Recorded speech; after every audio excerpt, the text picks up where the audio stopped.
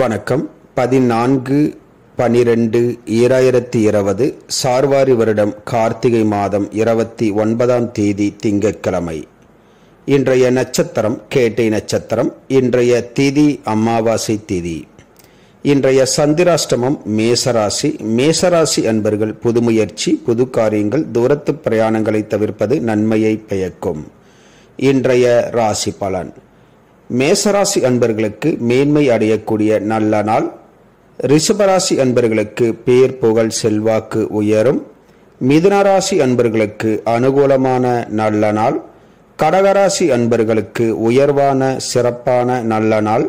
சிம்மராசி அன்பர்கள் எடுத்த காரியங்களில் வெற்றி பெறுவீர்கள். கன்னிராசி அன்பர்கள் எடுத்த காரியத்தை ஆர்வத்துடன் செய்து முடிப்பீர்கள்.